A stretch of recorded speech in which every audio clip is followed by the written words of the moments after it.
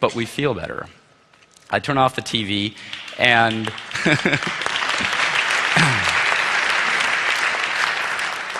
yeah, I turn off the TV, and I notice I go into a bar or a restaurant, I turn off the TV, and people who don't know each other suddenly start talking to one another.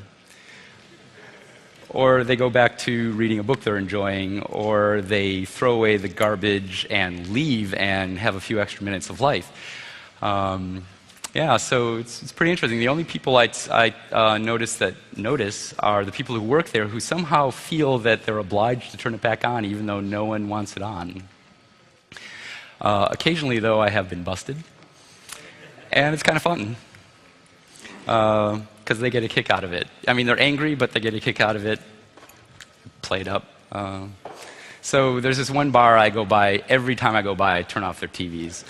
And one day I was in front of it. I turned the TVs off, and I'm talking to my friend. I say, yeah, I do that every day. I come by here, and one of the bartenders is standing right there. So I still turn off their TVs every day.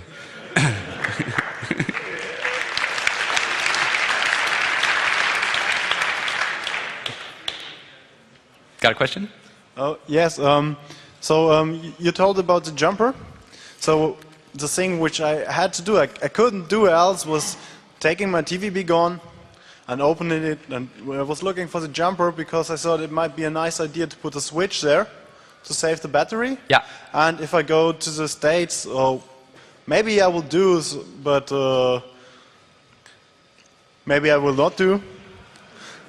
So I don't like my baggage searched when I go by plane or something like that, so I have to find another way. So I looked at it and just saw some open places for jumpers, or actually there were R's for resistors, and found a resistor near the battery. So did you use a resistor as a jumper to save battery, or do you have to search somewhere else? So you're talking about the resistor, the jumper for turning it from North American to European, I presume. So that you can have any value there between 0 and 15 kiloohms when it's in there, which all the European ones that are, there's a couple hundred of them available at the Fubud booth, just downstairs. All of them are European models, so they'll have the jumper in place. And that's the one that makes the battery go dead after 12 months, whether you use it or not. If you remove that resistor, that jumper, the battery won't go dead, and it'll be a North American. So you can put a switch there if you want to go back and forth. One thing, though, about getting searched at airports, I came here with 200 of them. It's no problem. So they don't know what this is. It looks like some car lock thing, whatever. They don't care. Oh, there's other reasons. I won't tell anyone. Are there any reactions from the TV industry that they check for some signals that are sent before their power-off signal or something like that? Yeah, well, the original person who wrote the story for Wired.com, he was actually a journalism student, and he wrote a great story, if you want to check that out, on Wired.com. He actually went out of the way to find out who owned all the TVs at airports. They don't just play CNN, they're owned by CNN. So he called them up and said, hey, what do you think about this? And the way he put it, I really like. He said he could hear the man's throat dry up and constrict as he said, you mean the general public can control our TVs? So several months later, a reporter told me they did the same thing, and they asked over there, and their engineers were looking for a way to do just what you suggested. See if there's some way to distinguish between TV Be Gone signal and their remote control signal. Evidently, they gave up on that idea, and they went through the great time and effort and expense of encasing every one of their TVs across America inside a wooden case that blocks out the infrared receptor. However, that means you can't use a TV Be Gone from across the terminal, but you can walk right up to the thing, just point the TV Be Gone in, and people have thanked me for that.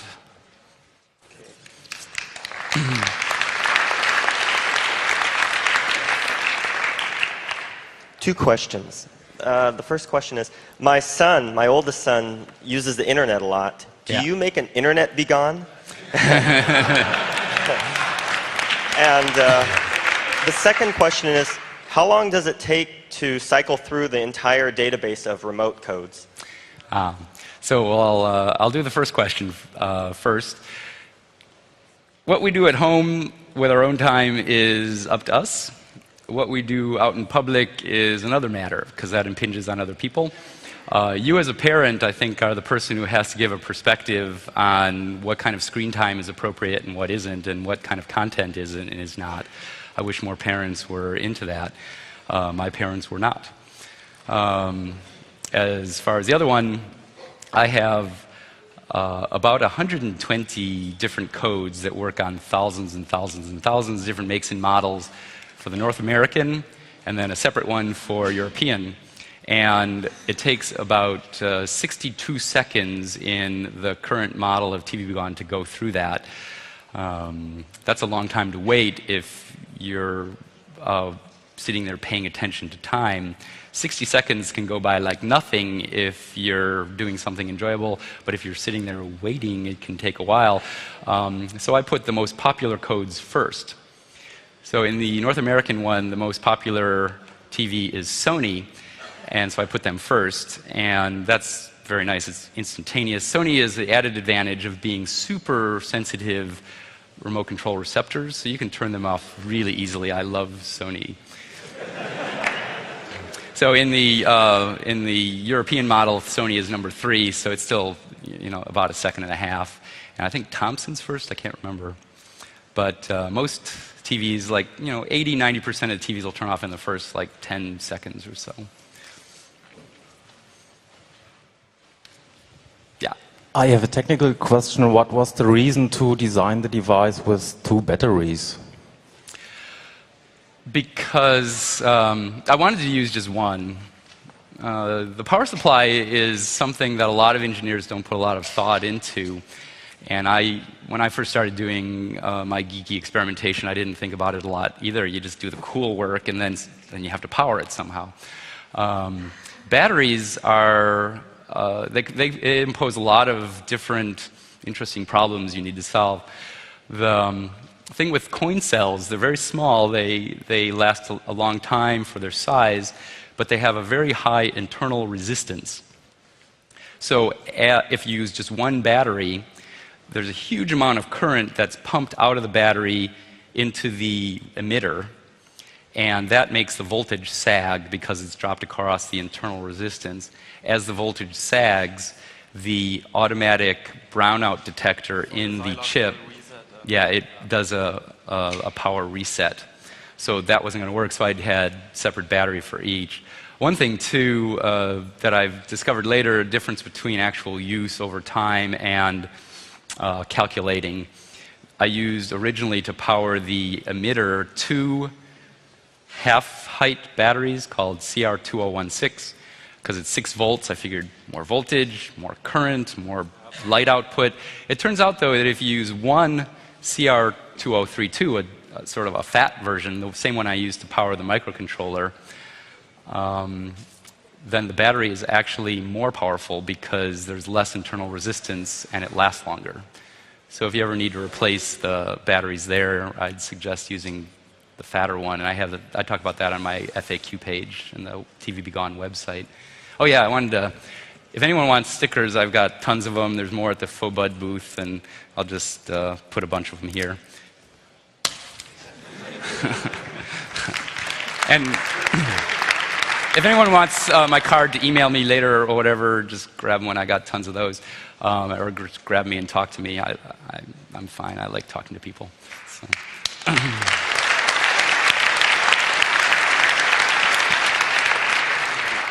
I imagine that as time goes by and new TVs come out, the database will pretty soon be outdated. Is there a way to update the database or flash the ROM or something? Well, that was another engineering trade-off I made. The chip I used is a custom chip. Since I was making 20,000, it was cheap enough to make a custom chip, so it's not reprogrammable. I could have made it so it could like put it into Flash or something, that would make it way more expensive with the technology available 3 years ago. So unfortunately, there's no way to update it, but I do come up with updated versions about once a year. We're on version 2 now. I am currently working on version 3, but they're not outdated. They don't become obsolete because even though there are some new TVs out there with new codes, just a few of those huge wall-size things I can't get with version 2. But I do get them with version 3. That does not make it obsolete for the billions of TVs already out in the world in public. So, so unfortunately, it's a $20 update. Hello. I'm not sure if you like this question, but there's been a lot of talks like on hardware, and there's these lovely projects, and they're basically, most of them were open in design. Does this as an open design? Well, the performer question has already somewhat answered that. But is at least like the database open or parts of the design, so like you can make your own updated version and not keep spending 20 euros every time? 30 euros, sorry. Yeah, it's kind of weird. You know, when I made TV Gone, I wasn't really thinking of making it into a product that would be mass marketed, so I didn't really think about that kind of stuff. But the database that I have isn't really... It's my own weird kind of way of doing things because they don't really publish, the TV industry doesn't publish what they do with their remote control codes, so I had to just like figure all this stuff out, and I have my own weird way of doing it. My data acquisition system is really tedious. It just comes up with a 12,000 line file full of nanosecond timing numbers. And then I have some software from that to recognize some patterns in it. I'm perfectly willing to like share all my research with people, but like publishing the database wouldn't be very useful for anyone else. It could be maybe if I spent like several weeks documenting it, but I don't have time for that. So, but I'm perfectly willing, if anyone wants to know anything about TV Gone, I'll share it with them. And you know, the schematic I showed up here, it's pretty simple, but you know, that's public knowledge as far as I'm concerned. So I'm sorry it's not, you know, totally open like it could be. If I would have to do it all over again, I would, but I didn't really plan for it to be so super popular. Thank you. Yeah, you're welcome. Yes, I just spent a few minutes browsing the TV Gone website, and on the front page it says TV Gone now has an instant reactivation feature. So it's TV On, really. My question is, why? You know, that was something I didn't have in the original version 1. I thought of that idea one day too late to add it in, and I think it's a really important feature. It's not TV On. Unfortunately, when TVs are in public, they're usually not one TV, there's several. So, and sometimes in a public place, you're just about to get the TV, but someone walks in front of you. And with the original version, you had to go through the whole sequence, and then it resets itself, and then you could start it again. But there wasn't even a visible light which told you when it was over. So I added this feature, so if you have a TV over here and you turn it off, you click it, wait for the TV, oh, it's off. Okay, now it's time to get this TV over here. You push the button for at least a second, and then it starts the sequence over, and then I can get that TV. Sometimes it actually is kind of fun to turn the TV on, like at these places in public where I say, you know, no one notices except the people that work there. I was at a restaurant once with my family, my brother and his family, and it was this really nice restaurant. It was expensive, and my brother paid for it, which is I'm thankful for.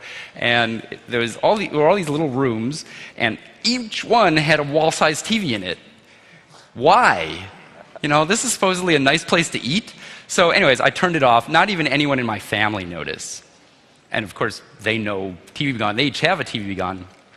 But the waiter comes in, and the first thing she does is turn the TV on. Everyone noticed that. So I turned it off again.